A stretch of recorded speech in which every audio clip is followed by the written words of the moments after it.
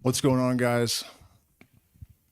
Lots of crazy news today. It looks like there's something going on in Washington. They're putting up barriers around the White House and scaling fences, anti-scaling fences and whatnot. And it's definitely not the normal like July 4th precautions. You know, it's rumors are that they're about to make some kind of announcement that's going to cause serious civil unrest.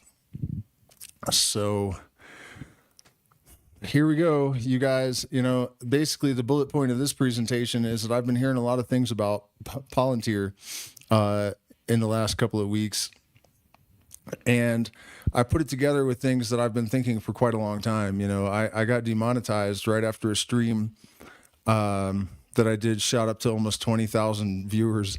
And I started talking about how I don't believe that there's a two-party system in the U.S. That's all a farce, and that there is an agenda to consolidate power into a single party, because that's what you have to do. That's the formula, the protocol for setting up a totalitarian state, right? And then a couple of years ago, I mentioned that Elon Musk is probably higher up in the totem pole than Donald Trump because he has more money, and that's how they pull rank. You know, that's the way the system is organized. And so I guess it was maybe like a couple of days ago, Elon Musk posted that there's not really two parties in the United States, and that there needs to be another party. And if you consider that Peter Thiel, is it Thiel or Thiel? I don't care. Was I guess, co-founder in PayPal. You know, these guys have worked together. And God, what order to lay this out in? Technocracy Inc. Yeah, well, let's keep going with this. We'll get back to Technocracy Inc. So Peter Thiel is backing Palantir, and Thiel has said things about how he does not like democracy. We'll get into all that, the evil Peter Thiel quotes. But, you know, Elon Musk was running DOGE, and DOGE was given unprecedented access to American data profiles, right? Just ransacked U.S. citizen private information. Where do you think that all went? You know, and that's something I was trying to tell people while it was going on. You know, there's no reason why Elon Musk would be interested in saving Americans' tax money. It just, there's no key bono, you know, who benefits? Why would he suddenly be on a mission to, you know, and if he had these ethics, why is he still sourcing, you know, parts for his products from child slave labor? You know, if he was concerned about human rights and human welfare, you would think he would worry about his supply chain and child slaves first and foremost, and then maybe worry about excessive government spending. You know, so this whole feud between him and Trump, like 2 weeks before he posted that Trump is a P3DO and he's in the Epstein files, and, you know, he was saying, I love the president, like I love the president. You know, 2 weeks later, he's changed his tune to that degree. And furthermore, every single person should be suspicious when this guy, who has been the richest man in the world for I don't know how long and has access to all those type of people, the president of the United States, the Netanyahu, you know, he was pulling his chair out for him like he was a butler or something a couple months ago. Right, he's got access to all these people, BlackRock executives, and he's just figuring this out all of a sudden somehow. Like he didn't know, and then one day he's like, you know what? I think this is all a farce. I thought he had a 150 IQ. You know what I mean? Like, come on, this is just getting so goddamn stupid. It's just unbelievable that I'm even having to talk about it.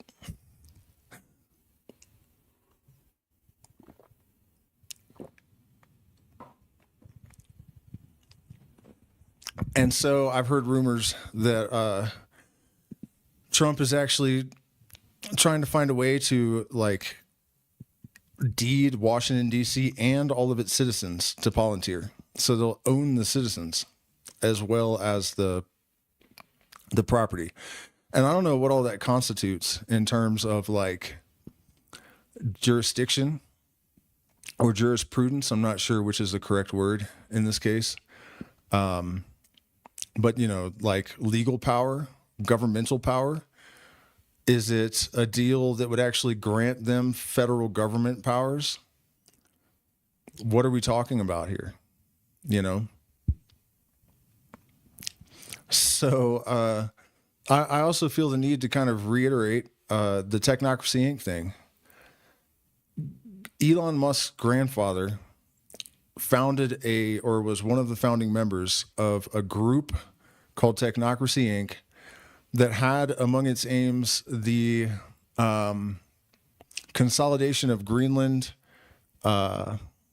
Panama, and Canada, you know, usurpage by the United States, and to get rid of democracy and install technocrat oligarchy, basically.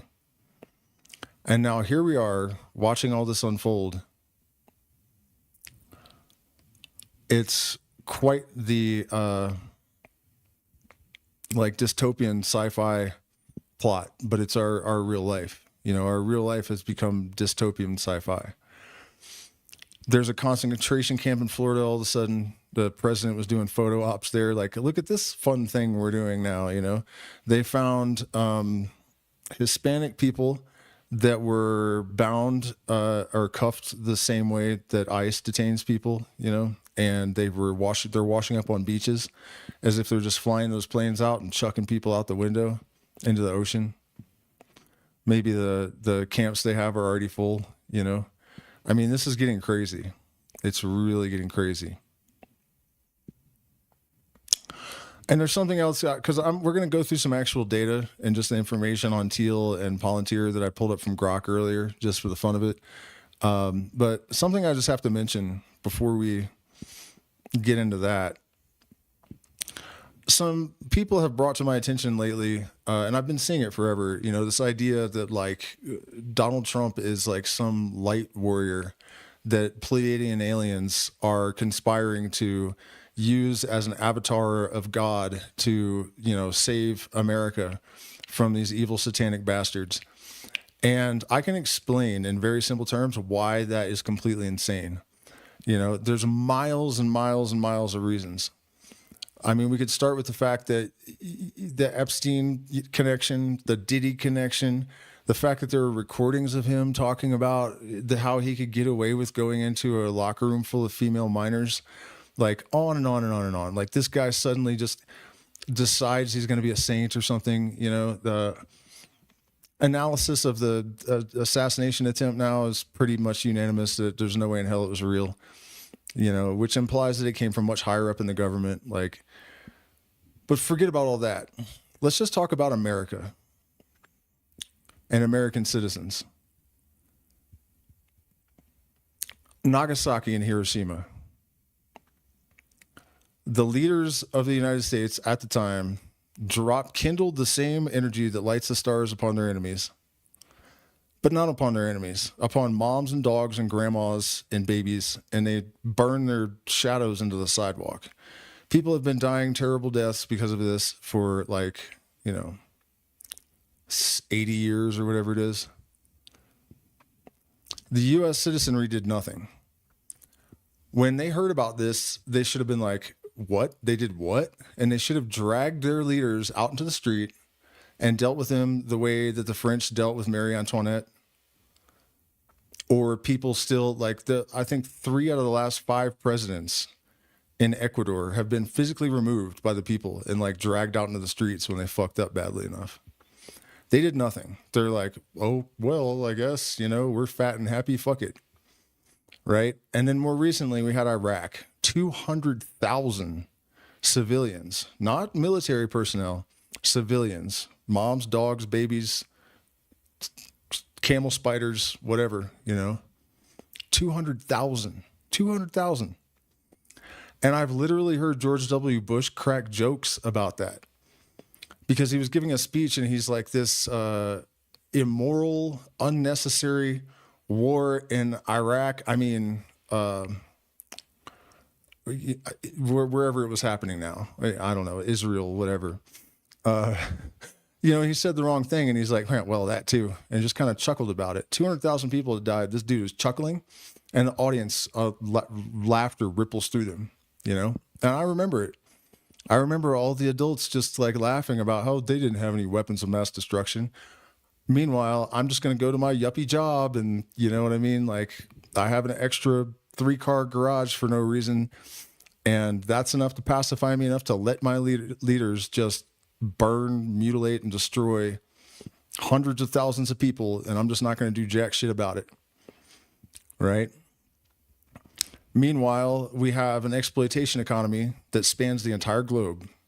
We're standing on the backs of disadvantaged people all over the planet and getting rich as fuck off of it. And then they try to come to the country and they're throwing them in concentration camps. This is America. And these people think angels of fucking light are coming to save you. There is nothing about karma or the law of cause and effect or justice or reason that would, justify that or make it make sense. That is not believing in God. That is believing that God doesn't know what he's doing, if there's a God. That is believing that you know better and that you're going to look at all of the laws of the universe and all of the common sense shit like cause and effect, version of karma. That's all karma really is. And you're going to say, I know better. Angels of light should come and bail us out. No, nobody's fucking bailing you out. We have to do this ourselves. If this is getting fixed, we are going to fix it. Otherwise, it's not getting fixed. People think God is some like cosmic enabler or something that's just going to let you aid and abet and turn a blind eye to the greatest evil of the modern era and exploit it and benefit from it, and then just send fucking aliens to bail you out. No, I don't think so, man. I'm not saying all is lost. I'm not saying we're doomed. I'm not even saying that American citizens are necessarily, responsible. Exactly. But people definitely knew what the United States government is doing and has been doing. They knew they were benefiting from it, and they liked that, and they just let it ride. Guess what?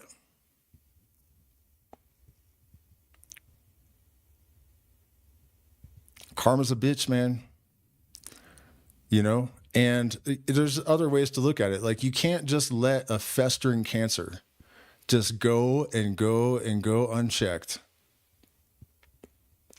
and then expect it not, like the people at the top of the pyramid, just above the law, American public, like aware on some level, but they know that like stopping it's going to involve them having to get in front of bullets and stuff, and like take real risks and jeopardize their easy life and whatnot. And they chose to just let the genocides continue and let the slavery continue and let, you know what I mean? And here we are.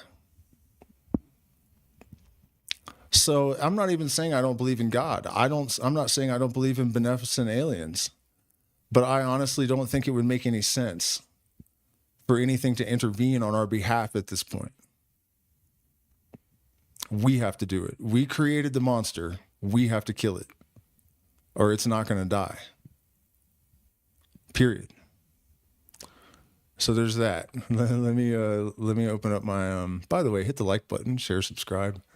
Oh, what the hell happened? Did I kill my stream? No. Oh, I see. Okay.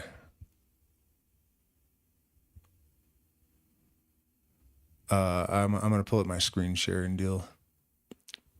You know what I mean, though? Like, just think it through. Like, it doesn't make any sense that, Americans would have the karma to just get bailed out by some 5D light being pretending to be some P3DO billionaire that spent his entire career ripping off blue collar people and is now somehow like a people's hero. Like, come on. Like, I can't with that. All right, so let's go over to Grok and see what Grok has to say about this. Was it F11? There we go. Okay, so Peter Thiel and Elon Musk share a deep history, primarily through their roles as co-founders of PayPal in the late 90s. This group, often referred to as the PayPal Mafia, includes other influential figures like David Sachs and Ken Howery, who have been linked to Trump's orbit. Their collaboration at PayPal fostered a network, sorry, my eyes are getting so bad, of like-minded techno-libertarians who prioritize deregulation, technological innovation, and skepticism of traditional government structures. Thiel investments in Musk Ventures, Neuralink, Founders Fund, all this stuff. We don't need to read it all. Palantir's role. Palantir Technologies, co-founded by Thiel in 2003, specializes in data analytics and surveillance software, and with significant contracts with U.S. government agencies, particularly in defense and intelligence. And Trump has ordered them to compile profiles of every single U.S. citizen. And he also has, they're working on legislation to like, Palantir is going to figure out who it needs to be, and then they're going to deport, like they've been deporting the people that washed up on beaches handcuffed, right? They're going to deport the undesirables, right? But they're going to start doing it to U.S. citizens. No trial, no nothing. And AI is basically going to choose who it is that's getting flounced out. Since Trump's reelection in November 2024, Palantir's stock has surged over 90%, and it has secured contracts to support initiatives like DOGE and immigration enforcement. DOGE and Palantir, the Department of Government Efficiency, co-led by Musk and Vivek Ramaswamy, aims to reduce federal spending and streamline government operations. Palantir has been tapped to assist DOGE, notably through a mega API project to integrate data across government agencies such as IRS.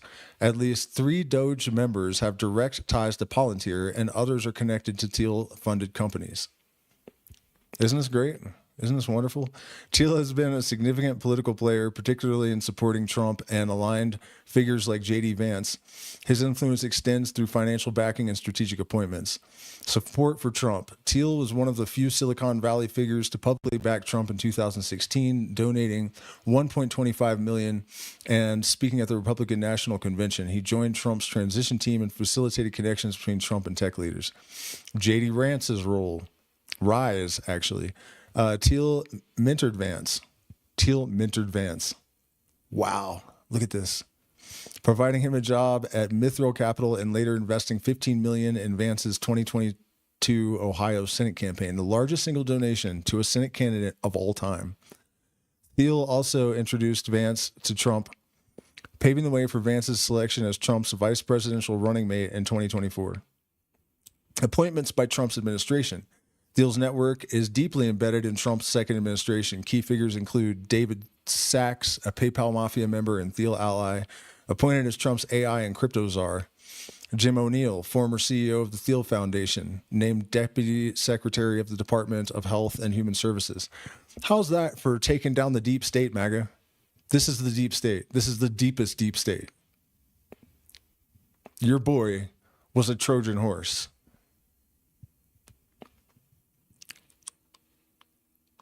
Let's see.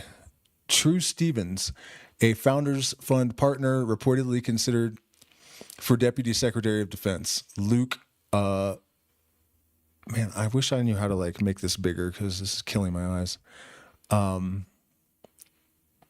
SpaceX guy, Gregory Barbaccia, a former Palantir executive, appointed as Federal Chief Information Officer at the Office of Management and Budget. These appointments suggest Thiel's influence in shaping Trump's administration, particularly in tech and defense policy. DOGE is power consolidation tool. DOGE, while framed as a cost-cutting initiative, has raised concerns about its potential to centralize power. Musk leadership of DOGE combined with Palantir's technological support positions Thiel and Musk to influence government data systems and policy. Posts on X we don't care about. Palantir powered police state surveillance database. Speculate that DOGE could enable a Palantir powered police state surveillance database by integrating sensitive government data. Critics, including Senator Elizabeth Warren, have warned that DOGE's access to sensitive data could lead to privacy breaches or abuse. You don't say. You don't say. He's all clicked up with Thiel and these other Palantir dudes, and he's just gotten everyone's information. That's just so cute. Thiel's ideology, this is where it starts getting really interesting. Thiel's 2009 essay for the Cato Institute, The Education of a Libertarian, critiques democracy, arguing that freedom and democracy are incompatible due to the influence of welfare beneficiaries and women voters. He advocates for a techno-libertarian future where tech entrepreneurs operate free from government constraints. This ideology could inform a push for a new political structure. The Musk-Trump feud, you suggest, as I did, that the feud between Musk and Trump, which surfaced in June 2025, must be staged, maybe staged. The feud reportedly stemmed from Trump's decision to pull a Musk associate from consideration to lead NASA, alongside disagreements over policy and influence. However, several factors support your hypothesis that this conflict might be strategic. You know what else is very telling?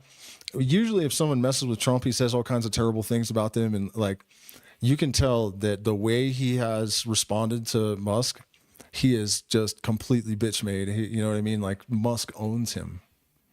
It couldn't be more obvious. His body language, even when he's confronted about it, you know, like you don't need to be a FBI body language analyst to see it. Timing and context. The feud emerged after Musk and Thiel attended a Founders Fund event in Montana where they discussed their plans with apparent concern for a rift with Trump. This suggests the public dispute may not reflect a genuine break. What is he saying there? Oh, okay. Shared goals. Musk and Trump share interest in deregulation, particularly in AI and crypto, and both have benefited from Thiel's support. A staged feud could serve to distance Musk from Trump's controversies while maintaining their influence behind the scenes. X sentiment. Post on X speculate that the feud could be a tactic to isolate Trump and elevate Vance, a Thiel protege, a more controllable figure. One post suggests this could be part of a Thiel-Palantir soft coup to install Vance as a leader aligned with their techno-libertarian vision. Dogecoin and crypto connections. While Dogecoin itself is a meme coin and not directly tied to Doge, the naming of the Department of Government Efficiency as Doge reflects Musk's affinity for internet meme culture and his history of promoting Dogecoin. Thiel, a staunch Bitcoin investor, and Sachs, the AI and crypto czar, share a pro-cryptocurrency stance, advocating for deregulation to shield digital currencies from government oversight. This aligns with your suspicion of a broader plan to reshape economic and political systems, as crypto could enableize decentralized financial power outside of traditional government control. But that's all a trap too, I think. I think that crypto has been a trap since the very beginning, and eventually it's just about, you know, social credit and controlling people completely. But let's keep going.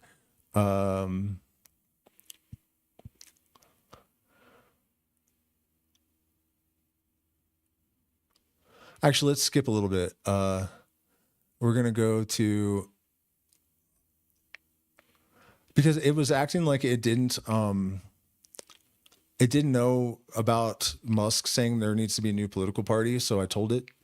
And so this is like it's a revamped response. In late June 2025, Elon Musk escalated his public feud with Donald Trump by suggesting the formation of a new political party, tentatively called the America Party, to represent the 80% in the middle of American voters. This followed his opposition to Trump's Big Beautiful Bill, a proposed spending bill that would increase the national debt by $5 trillion, which Musk called an abomination and a betrayal of his efforts to reduce government spending through DOGE. On June 20th, 2025, Musk posted on X, "If this insane spending bill passes, the America Party will be formed the next day. Our country needs an alternative to the Democratic-Republican Uniparty so that Democrat-Republican Uniparty so that the people actually have a voice. That was wild for me to see because you guys, if any of you follow me, you know I've been saying that forever, that's what it really is. And so now all of a sudden he's like, oh yeah, I just noticed, and no, he doesn't care about that tax bill. What it does is just funnels money to the rich.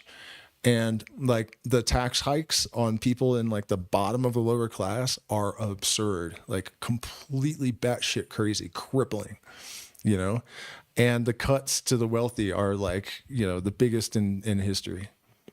The 1% gets the biggest tax cut in history. They just pretend to be two parties. It's just one uniparty in reality. Like, really, are people really dumb enough to think that he didn't know that like until a couple of days ago or whatever? I can't fathom not being able to see through this crap. It is obvious with the insane spending of this bill that we live in a one-party country, the Porky Pig Party. Time for a new political party that actually cares about the people. If you think Elon Musk cares about the people, you got like something worse than brain damage. You know what I mean? Like, it's melted, it's gone, it's done, it's toast. These statements align with your assertion that Musk has explicitly called for a new party and described the U.S. as effectively a one-party system. The timing of these remarks amid his fallout with Trump over policy disagreements supports your suspicion that the feud may be staged or strategic. Musk poll on X, which received 80% support for a new party, further amplifies this narrative of representing a silent majority alienated by the current political establishment. That was the plan. We'll talk about that later, too. Additionally, Musk's rhetoric has drawn support from figures like Mark Cuban and Andrew Yang, who have flirted with third-party politics, blah, blah, blah. All right, Technocracy, Inc. Your mention of Musk's grandfather, Joshua Norman Haldeman, and his involvement with Technocracy, Inc. is highly relevant, as it provides historical context for Musk's current actions and ideology. Haldeman, a Canadian chiropractor and political activist, was a prominent leader in the technocracy movement during the 1930s and 1940s. Technocracy, Inc., founded by Howard Scott in 1933, advocated for a radical restructuring of society, replacing elected politicians with scientists and engineers to manage a technate spanning North America from Panama to the North Pole, including Canada, Greenland, Mexico, and parts of Central America. Naming the Gulf of America, Gulf of Mexico, the Gulf of America. Taking little chunks out of Grandpa's plan. Key elements of Technocracy Inc.'s plan: merger of North America. The technate envisioned a single continental unit, erasing national borders to create a resource-efficient, technology-driven society. Haldeman argued that North America's isolation and abundance of resources made it ideal for this new order. What new order is that, I wonder? Abolition of the price system. Technocrats proposed replacing money with energy credits distributed equally to citizens, arguing that abundance made traditional economics obsolete. A lot of this sounds good, Governance by experts. Politicians were deemed incompetent. That's facts. And governance would be handled by unelected technocrats based on merit and expertise. Controversial actions. In 1940, Canada banned Technocracy Inc. as a subversive organization during World War II, accusing it of undermining the war effort. Haldeman was arrested in Regina, Saskatchewan for his leadership role and later fled to South Africa. Haldeman's writings also reflected troubling views, including anti-Semitic conspiracy theories and support for South Africa's apartheid system, which complicate the movement's legacy. Parallels to 2025, you note the eerie similarity of current events and Technocracy Inc.'s vision, particularly Trump's recent statements about annexing Canada, Greenland, and the Panama Canal. These ideas, while framed as provocative or speculative, resonate with the technate's expansionist ambitions. Trump suggested in 2025 the U.S. could merge with Canada, prompting discussions about economic integration or annexation. This echoes Technocracy Inc.'s goal of absorbing Canada into a unified North American technate. Greenland. Trump's renewed interest in acquiring Greenland, described as a big real estate deal in 2019 and reiterated in 2025, aligns with technate's inclusion of Greenland for its natural resources, which are mostly rare earth minerals, oil and gas, and Panama. You want to take that. You guys know all that. All right, so here we go. Connections to Thiel, Palantir, and power consolidation. Your suspicion of a Thiel Musk plan to consolidate power, potentially through a new party, is bolstered by their long-standing relationship and current roles in Trump's orbit. Here's how these elements connect. Thiel's influence. Peter Thiel, as co-founder of PayPal, has paid for a bunch of his shit. We know that. The data analytics company Palantir is contracted to support DOGE. That is very concerning. This raises concerns about centralized surveillance, aligning with technocracy's data-driven governance. DOGE as technocratic tool. DOGE, led by Musk and Vivek Ramaswamy, aims to cut federal spending and bureaucracy, but critics warn it could enable a Palantir-powered police state consolidating sensitive data. Thiel's proteges, including David Sachs and former Palantir executives in DOGE, amplify this technocratic influence. Staged feud hypothesis. Your theory that Musk-Trump feud is staged to advance a new political agenda is plausible but unproven. The feud's public nature, played out on X and Truth Social, could distract from their shared goals, deregulation, crypto advocacy, while positioning Musk as a populist alternative. The timing, post-Musk's 100-day DOGE tenure, suggests a strategic pivot to broader political influence. One-party system and technocratic vision. Musk claimed that the U.S. operates as a one-party system. The Porky Pig Party echoes your long-held view and aligns with Technocracy Inc.'s critique of democracy as inefficient. Thiel's 2009 essay, which argues that freedom and democracy are incompatible, further supports this ideology, advocating for a techno-libertarian order. Now think about this, right? If you're trying to say that the president of the United States is trying to save America, but yet, and protect democracy, yet he's putting this Peter Thiel dude in front of all, in charge of all this data server. You know what I mean? Like, come on, how does that track in anyone's mind?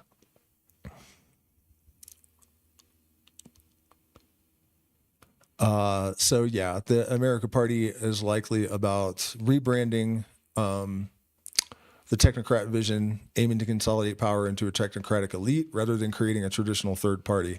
However, the practical challenges of forming a new party, electoral laws and voter loyalty and funding caps suggest, oh, come on, what kind of stupid shit is that? We're talking about the richest people on earth, and Grok is like, they might have trouble coming up with the money. You know, what? Critical analysis and caveats. Parallels between Technocracy Inc.'s vision and 2025 developments are striking. Several factors urge caption. Historical context. Technocracy Inc. failed to gain mainstream traction due to it's not about the organization taking over, though. You know, it's about Musk being informed by family values. Musk contradictions. Musk's wealth and capitalist success contract with technocracy's anti-price system stance, though his push for innovation aligns with its principles. Okay, that's not. Conclusion. Musk's recent call for a new American party and his critique of a one-party system, combined with Trump's provocative statements about Canada, Greenland, and Panama, eerily echo the Technocracy Inc. vision championed by Musk's grandfather. The involvement of Thiel, Palantir, and DOGE suggests a techno-libertarian push, not libertarian, to consolidate power. It's techno-totalitarian, to consolidate power potentially through data control and strategic political maneuvering. While your suspicion of a staged Musk-Trump feud and a new party is plausible, it remains speculative without direct evidence. Well, what the fuck is all this if it's not direct evidence? You know what I mean? So now that that's out of the way, let me jump back into the chat and see what you guys think. Hey, it's 11:11. Make a wish.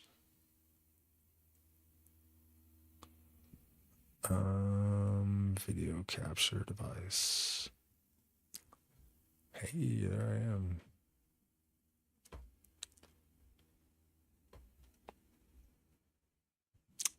Does that mean do we want some little sparklies in the background too?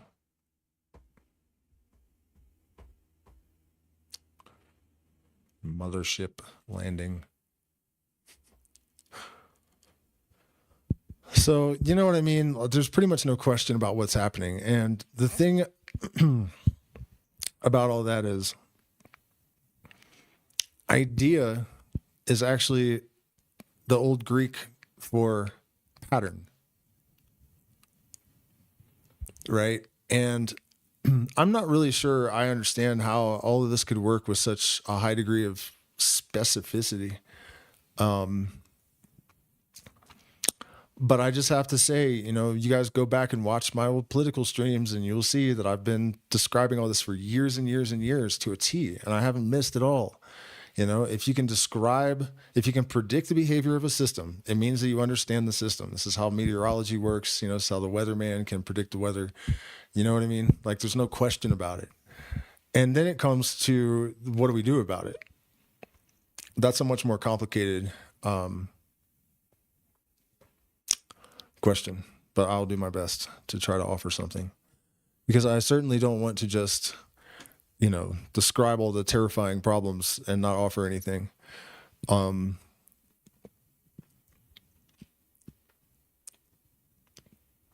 Actually, the thing to do is to start at the foundation, to look at what do they consider the biggest threat. And also, speaking of patterns, look at history.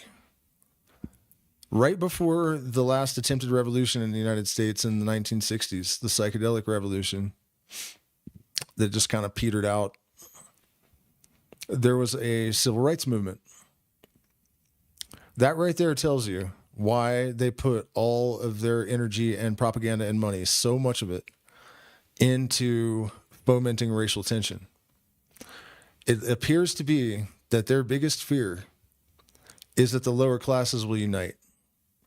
And the easiest way to keep them divided is to convince the least educated and the most delusional, because of religion, to hate each other. That's their ace in the hole.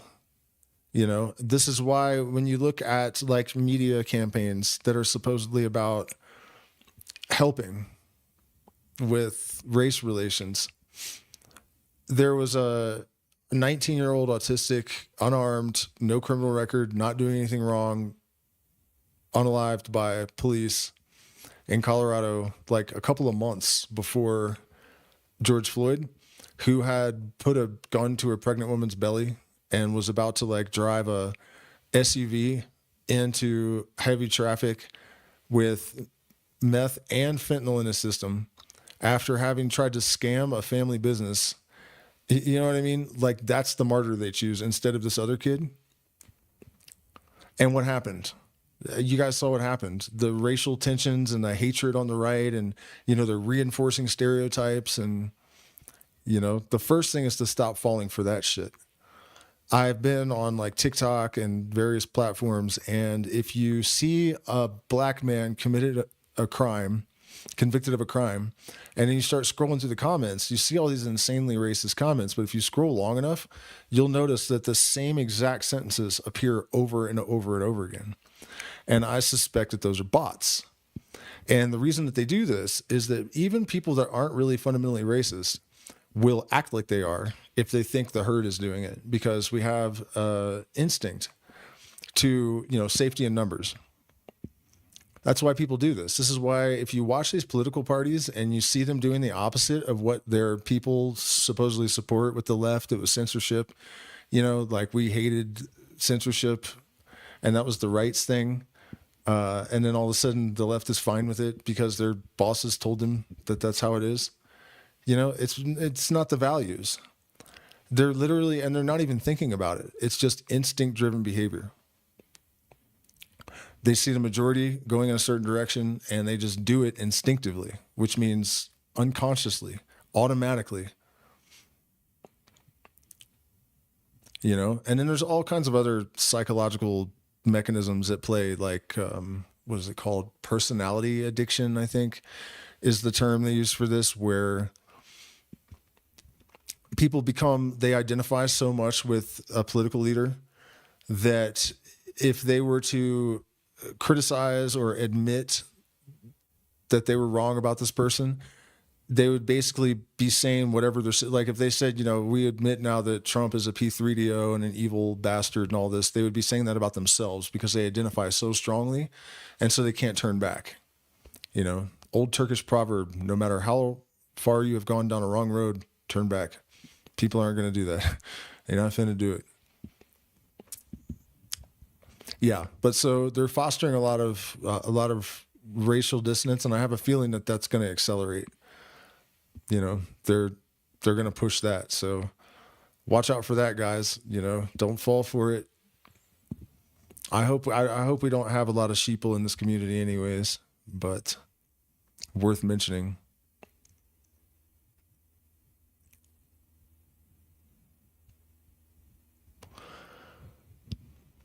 And of course, you know, I almost hesitate to say this way, but raising our vibration is a real thing. You know, this is something that has been researched, proven. Brains are entrained, possibly entangled. You know, you lift yourself up, you lift up the human race. So our primary focus, you know, the way I'm trying to look at it right now is reward is commensurate with resistance, right? So I'm actually in a better position to gain traction with all of my work because of all this stuff. That doesn't mean I'm glad about it, you know, but you see what I'm saying? Then I have been since I started doing this, and it's starting to show a little bit too. I was number 30 in the rising Substacks creators. Like I've only been, I think it's been 3 weeks, or I've posted like 6 things or something. You know what I mean? So you just have to use it as fuel to elevate yourself, to inspire you, to give you drive, you know, and the immediacy of it and the intensity of it. You can't let that be a crippling fear and a dissuasive element. It has to fuel your fire to burn bright. Because this can really go a number of ways, you know. One of them is mass annihilation of the human race, and the remnants are basically servants of a completely inhuman entity. You know, it really confuses me what drives these people like Mark Zuckerberg. Like, what does he even want to be a billionaire for? You know, when you're not interesting and you have no talent and you're not really interested in anything, you know what I mean? Like, they're just like androids or something. Why do they even want this wealth? It's incomprehensible to me, because for me, money is a means to an end, and that end is freedom and experience. That's it. Anything beyond that is just selfish and stupid. It does not make any sense. The point being is that if we can steer this thing in a kind of direction I would like to see it go, the possibilities are mind-blowing, you know, for humanity. The potential in this moment is greater than it's ever been in human history. Our access to information, the potential for healthcare, the potential for leisure time. I mean, the potential of the human race could be fully realized and expanded at a rate that is unthinkably exponential. And it's really hard for me to even imagine why there are people standing in opposition of that. It would be possible to live in a world that is not so fundamentally exploitative and still have rich people. You know, there's no way for me to process the why that drives people like Peter Thiel.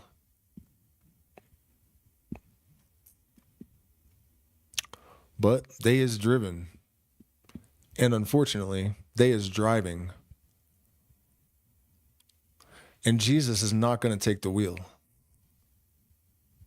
Just not. We have to do that. By hook or by crook, by subtlety or by force.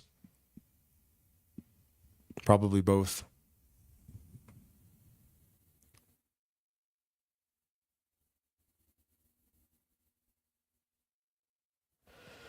Well, somebody said search deeper for why. I mean, I can come up with things. you know, but I mean, I guess what I'm saying is I don't understand how a person could grow to be an adult and like not come to the conclusion that their exploitative excesses don't make sense, you know. Really, I do see that they serve a purpose. You know, when people say God is love, what they really mean is that ultimately everything serves the purpose of good, because opposition, you know, without an antagonist, there's no story. So it absolutely makes sense that we have something to strive for and to work against. You know, without pressure, there is no diamond. So, I mean, I get it on one level, but in order to function as an entity on this planet, you kind of have to compartmentalize. There's the big picture, and then there's how you're going to deal with it as an individual. This is what is meant in that Tool song where he says, swing on the spiral of our divinity and still be a human. You know, to see things from the like godlike overview, the objective, like, you know, management perspective is valuable. But then when you come back down to your little human self, you have to figure out how to relate to all that. So I don't know who Che Guevara is. I have no idea who that is. There's lots of good things going on in the world as well, you know, and I wish those things would accelerate a little bit.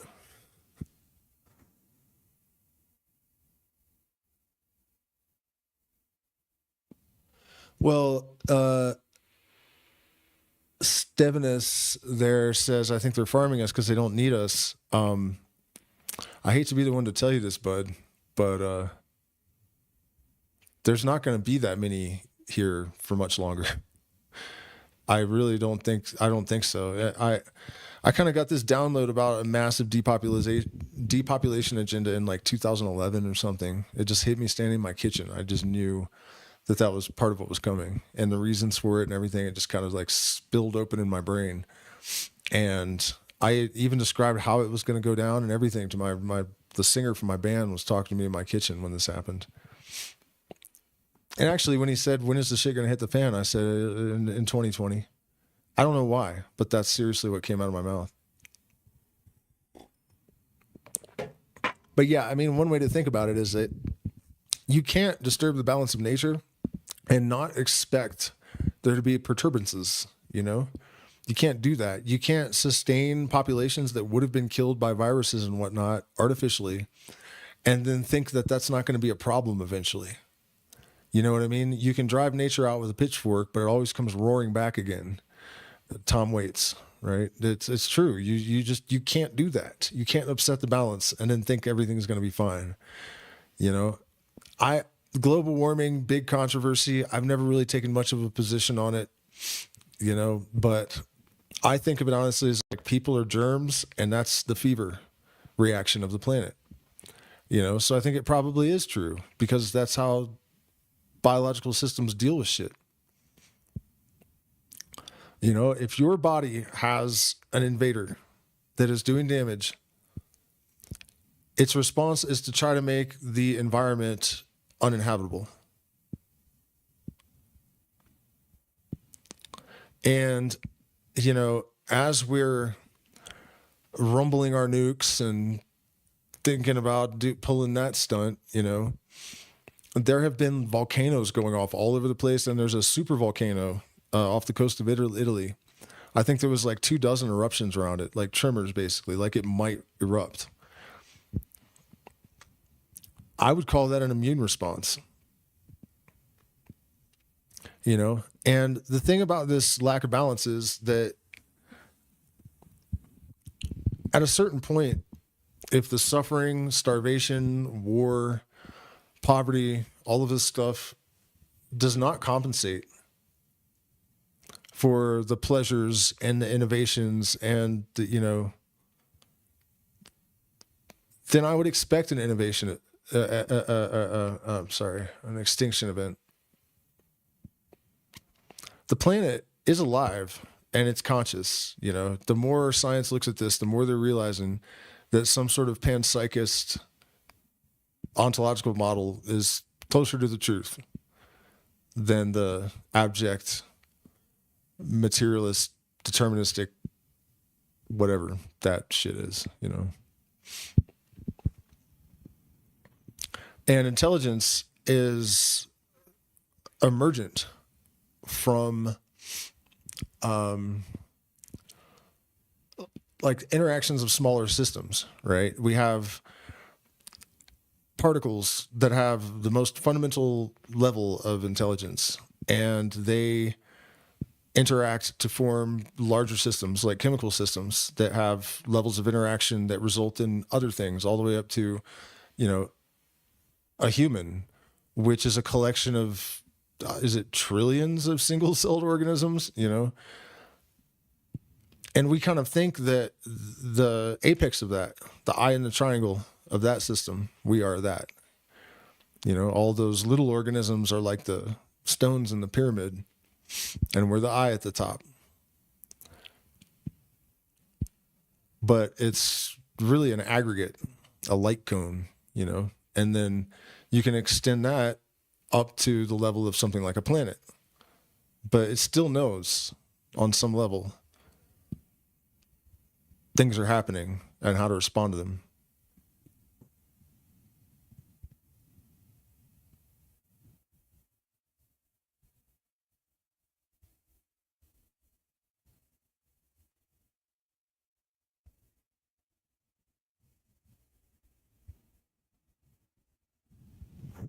I don't really do readings, but life path numbers are interesting, actually. Mine is 11. Surprise, surprise. Just checking the chat for stuff that I should interact with. But I don't understand this last question. You think people have those studies and use it already because it... Well, yeah, I mean, when I think what you're talking about is like, why don't the people at the top, like, why aren't they aware of this kind of stuff? They are, and they have been for thousands of years. Mystery traditions, hermetic.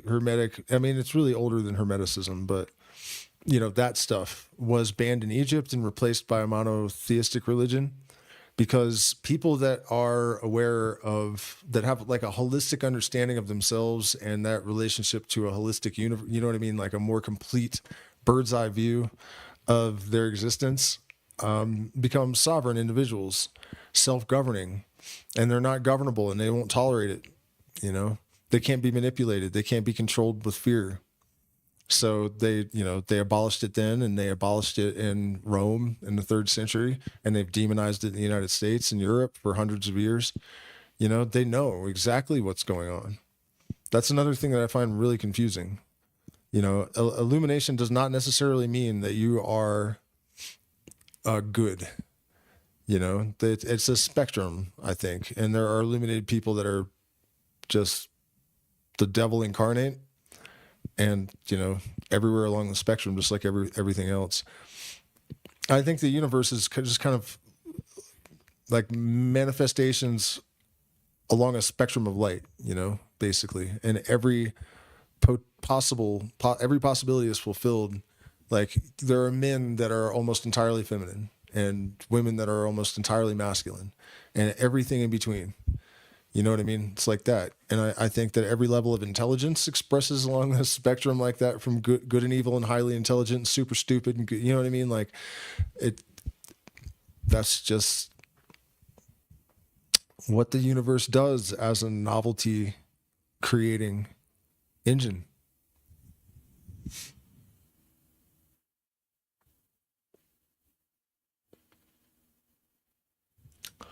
All right, y'all. I didn't really intend to pop on for long tonight. I just felt like I had to come on and say something about Palantir and the stuff that Musk is saying, and kind of also just be like, I told you so, because I have been saying these things for years and years and years, and I've gotten a lot of shit for it. I've lost a lot of support even for refusing to take sides in the political farce, you know, to a degree that really shocked me. Like, people that I thought I was pretty close to, that, yeah, they were so horrified that I wasn't a Democrat. You know, that they would like pull their Patreon or whatever, you know, just really mind-blowing to see the depth of the indoctrination and the ability for people to engage selective perception and to maintain states of cognitive dissonance that would paralyze me. Like, I would not be able to fucking move if you know what I mean? I don't understand how it's even possible. And yet it's like the norm. I mean, I do understand. I understand the psychology of it, but I can't relate to it, I guess, personally, is a better way to say it.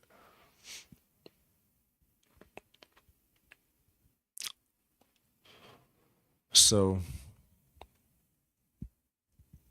walk with knowledge wisely, We all have to really put all of our energy right now into fine-tuning our own cognitive apparatus and engineering our spiritual disposition, bringing ourselves into homeostasis with ourselves and the world around us. Prepare for the worst, hope for the best. The rest is written. That's all I'm saying. I don't know why I make people want to treat me like I'm forbidden.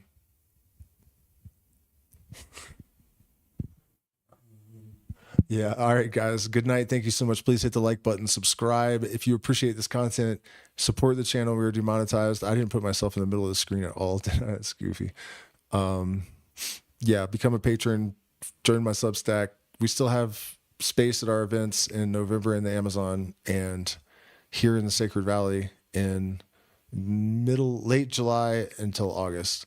So shoot me an email if you're interested in any of those things. And I'll see you tomorrow night. We're getting back into Levi. We're doing Mastery of the Sun. We're really getting into the heart of the esotericism with that chapter, I think. So good night, guys.